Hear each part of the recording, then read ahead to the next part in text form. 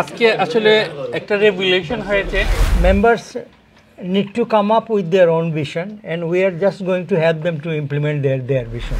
ভবিষ্যতে এই British Bangladesh chamber of commerce একটা আইকনিক এবং বাংলাদেশ কমিউনিটির কাছে একটা আইডল হিসেবে দেখা যাবে।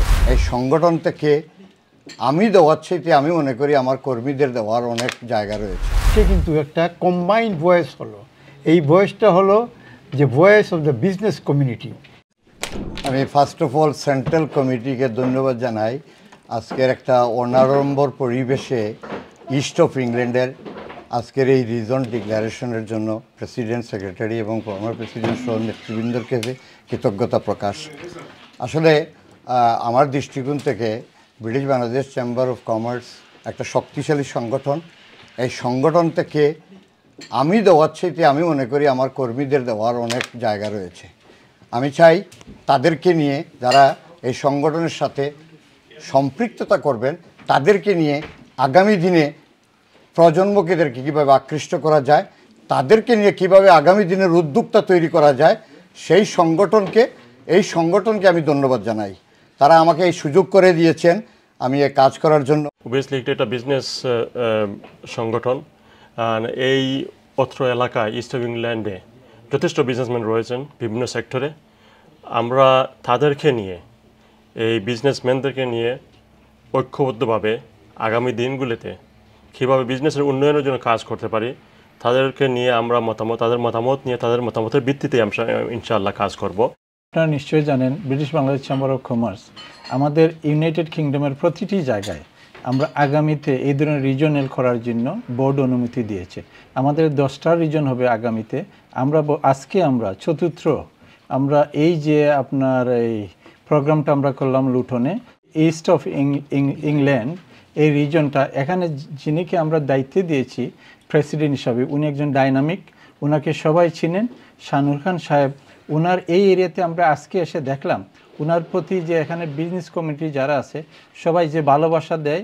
আমরা মনে করি আমরা যদি এই ধরনের নেটওয়ার্কিং প্রত্যেকটি জায়গায় কাজে লাগাতে পারি, ভবিষ্যতে এই British Bangladesh chamber of commerce একটা আইকনিক এবং বাংলাদেশ কমিউনিটির কাছে একটা আইডল হিসেবে দেখা যাবে।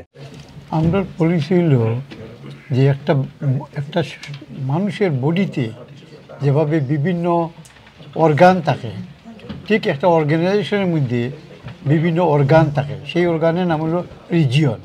তো আজকে আমরা এই একটা রিজিয়ন তৈরি করলাম, এটা আমার মনে হয় যে এটা একটা body parts.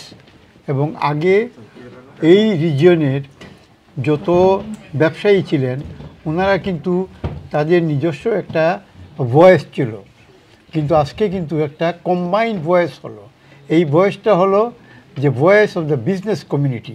It's very simple, যেটা আমরা সব জায়গায় এটাই বলে থাকি যে is a platform and members need to come up with their own vision and we are just going to help them to implement their vision. আজকে আসলে একটা রেগুলেশন হয়েছে, এটা বিজনেস রেগুলেশন হয়েছে। ট্রেড অ্যান্ড কমার্সের দৃষ্টিকোণ থেকে যদি আপনি দেখেন ওভার 100 পিপুল, যেখানে তারা প্রত্যেকটা ক্ষেত্রে প্রতিষ্ঠিত মানুষ, ক্ষেত্রে। তো এইরকম মানে হান্ড্রেডস অফ পিপুল যখন একসাথে হয়ে যায় তখন অনেক কিছু অ্যাচিভ করা সম্ভব। অনেক গভর্নমেন্টের উপর ইনফ্লুয়েন্সিয়াল বডি হিসাবে, লবি বডি হিসাবে ইন্ট্রোডিউস করা যায়, অনেক নেগোসিয়েশন করা যায়। আমরা আমাদের পার্শ্ববর্তী দেশের ক্ষেত্রে দেখেছি ইন্ডিয়া অনেক জায়গাতে এই নেগোসিয়েশন স্কিলটা ভালো থাকার জন্য অনেক ভালো ভালো ডিল নেয় অনেক গভর্নমেন্টের কাছ থেকে। আমাদের এই সুযোগগুলো এসেছে এখানে মাল্টিপল স্কিলের, মাল্টিপল ইন্ডাস্ট্রির আমরা যে মেম্বাররা দেখেছি, এটা সত্যিই আমাদের জন্য আনন্দদায়ক এবং একসাথে কাজ করলে আমরা অনেক কিছু অ্যাচিভ করতে পারবো।